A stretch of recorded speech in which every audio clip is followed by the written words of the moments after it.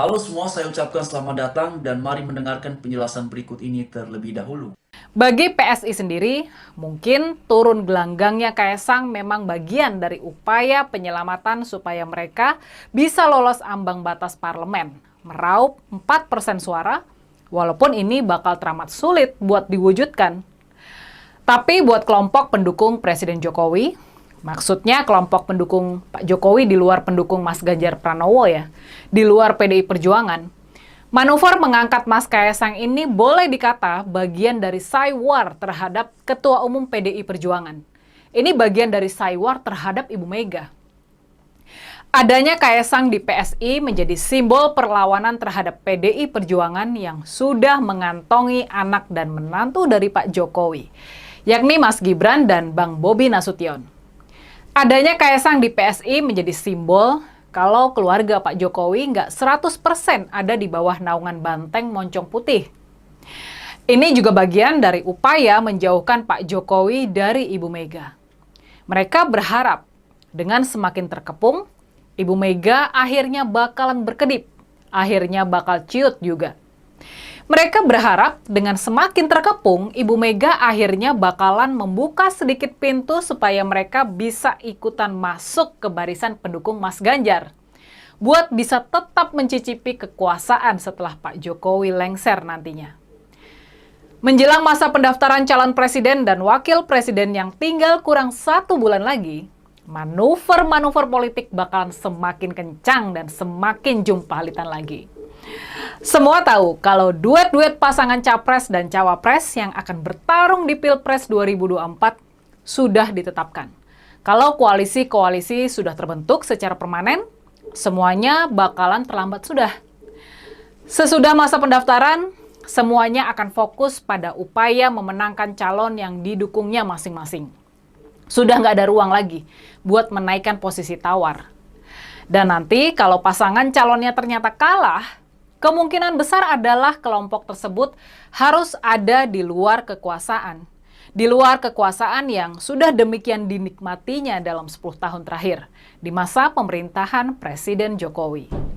Makanya, di benak banyak pihak, mungkin yang terpikir sekarang ini adalah bagaimana supaya bisa tetap berada di gerbong kekuasaan pada pemerintahan mendatang, siapapun yang menjadi presiden. Bagi Ibu Mega, kemenangan Pilpres dan juga pemilu legislatif bukan ditentukan oleh manuver pala elit, melainkan kerja keras mesin politik partai dalam memenangkan suara pemilih. Makanya, yang dilakukan Ibu Mega adalah terus mendorong mesin-mesin politiknya segera bertempur di lapangan, bertempur memenangkan suara rakyat. Makanya juga Ibu Mega sama sekali nggak menanggapi manuver-manuver yang sudah semakin kencang dan semakin jumpalitan itu. Diamnya Ibu Mega membuat kelompok-kelompok pendukung Pak Jokowi yang belum mendapatkan tempat di barisan Mas Ganjar semakin senewan saja. Dan mungkin mereka mulai berpikir-pikir bakal kehilangan kesempatan masuk menjadi bagian dari kekuasaan di pemerintahan mendatang. Meskipun masih gamang, mungkin mereka memang harus rela merapatkan diri ke kubu Eyang Prabowo, walaupun yang bersangkutan punya track record selalu kalah di ajang Pilpres. Gak cuma kalah 2 kali dari Pak Jokowi, tapi juga pernah kalah dari Eyang SBY. Gak bersedianya Ibu Mega memberikan ruang bagi kelompok-kelompok yang hobi bikin bising ini tentu saja menyusahkan Pak Jokowi. Sekarang, Pak Jokowi harus bisa menyenangkan mereka, harus bisa menenangkan hati mereka. Maka kalau kita memandang dengan kacamata yang barusan itu, kita mungkin bisa paham kenapa Pak Jokowi menghadiahi Ketua Umum Projo dengan jabatan Menteri Kominfo. Dan mengapa akhirnya Pak Jokowi merelakan Kaesang untuk memimpin PSI. Itu adalah hadiah dari Pak Jokowi untuk membuat hati mereka senang dan juga lebih tenang. Soal hitung-hitungan Pilpres, Pak Jokowi pastinya nggak naif. Dia percaya Pilpres 2024 bakalan sangat menentukan. Hasil Pilpres 2024, pemimpin yang terpilih nanti, dia bakal menentukan apakah Indonesia bisa menjadi negara maju ataukah tidak. Dan Pak Jokowi pasti lebih paham kalau sosok yang sanggup menggantikannya cuma satu orang, yakni Mas Ganjar Pranowo. Pak Jokowi pasti paham juga, karena dia orangnya sangat rasional. Teman-teman dan Bapak Ibu semua, demikian cuplikan videonya sebagaimana sudah kita dengarkan bersama satu penjelasan dari Mbak Rini Budoyo mengenai dinamika politik yang sedang berlangsung di bangsa kita di Indonesia hari-hari ini. Lalu kemudian juga ada pembahasan mengenai pernyataan Megawati dinilai bikin wacana duet Prabowo Ganjar goodbye. Bahkan dalam pemberitaan yang lain disebutkan tipis peluang duet Prabowo Ganjar usai sentilan keras Megawati. Jadi teman-teman dan Bapak Ibu semua, beberapa hari belakangan kan muncul gagasan ataupun opini bahwa pada akhirnya bisa saja Ganjar dan Prabowo berduet di Pilpres 2024 sehingga nantinya bisa menghasilkan dua poros saja. Karena beberapa waktu belakangan memang disebut-sebutkan mungkin saja nanti ya katanya adalah Ganjar yang bakalan menjadi cawapres dari Prabowo atau sebaliknya Prabowo yang bakalan menjadi cawapres dari Ganjar. Jadi beberapa hari belakangan isu ataupun kemudian opini yang berkembang seperti itu mengenai duetnya ya Ganjar dan Prabowo kalau seandainya bisa terwujud di antara keduanya bakalan ada yang menjadi capres, bakalan ada yang menjadi cawapres. Tetapi kemudian dengan adanya pidato dari Bu Megawati yang dinilai bahwa gagasan ataupun kemudian opini tersebut tidak mungkin tercapai. Bahkan dalam pemberitaan yang lain dikabarkan ini respon tak terduga Megawati mengenai duet Ganjar Prabowo. Bahkan juga teman-teman dalam pidatonya Bu Mega itu nampak sangat yakin ya. Teriakan Megawati sebut Ganjar presiden, sanggup katanya. Lalu kemudian juga disebutkan minta kader sapa masyarakat.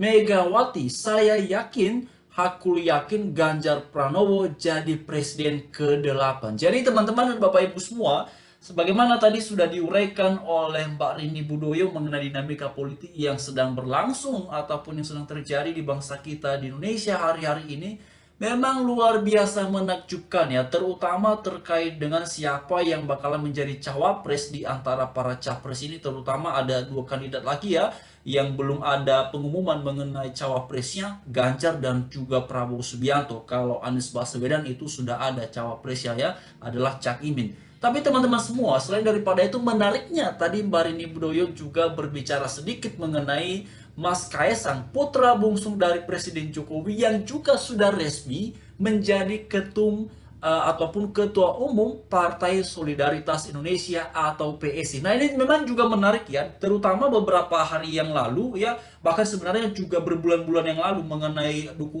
dukungan politik dari Bapak Presiden Jokowi kepada siapakah diarahkan itu pada ya Pilpres 2024 di antara para kandidat ini, itu juga sebenarnya sesuatu yang sedang dinanti-nantikan karena sejauh ini sebenarnya ya belum ada pernyataan terbuka ataupun secara terang benderang disampaikan oleh Pak Jokowi mengenai beliau mendukung siapa ya. Apakah memang kemudian beliau akan terus menggunakan metode yang seperti ini ya dengan cara ya memberikan support ataupun kemudian dengan cara apa namanya ya bahasa ataupun dari bagaimana Bapak Presiden Jokowi akan mengekspresikan ya dukungan ataupun arah politiknya beliau ya kita belum tahu juga teman-teman ya Bapak Ibu sekalian ya, karena sebenarnya itu juga yang sedang dinantikan oleh publik, kira-kira pada akhirnya Bapak Jokowi akan mendukung siapa. Karena beberapa bulan belakangan ya, bahkan beberapa hari yang lalu itu masih hangat diperbincangkan mengenai baik Ganjar maupun Prabowo. Ini kan dua tokoh, dua capres yang juga ya sering sekali menunjukkan kedekatannya dengan Pak Presiden Jokowi. Bahkan dalam beberapa kesempatan ya, beliau-beliau ini nampak sepakat akan meneruskan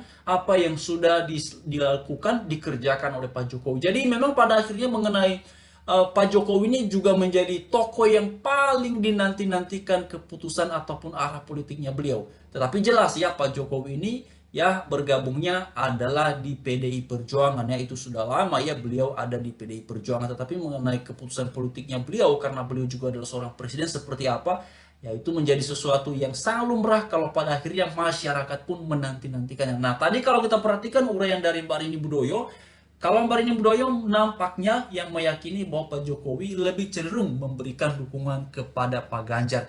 Lalu kemudian teman-teman dan Bapak Ibu semuanya, yang juga sedang hangat diperbincangkan adalah mengenai cawapres Ganjar mau diumumkan Megawati. Nah, dalam pemberitaan ini justru ada dua tokoh yang kemudian disebut ya. Kalau beberapa waktu yang lalu banyak tokoh ya, banyak sekali nama yang muncul yang disebut-sebut sebagai potensial mendampingi Ganjar di Pilpres 2024. Tetapi kali ini ada dua nama saja yang kemudian disebutkan ya. Pertama disebutkan nama Mahfud MD dan juga Khofifah. Mahfud MD adalah Menko Polhukam di kabinetnya Presiden Jokowi hari ini di periode kedua ini terutama ya.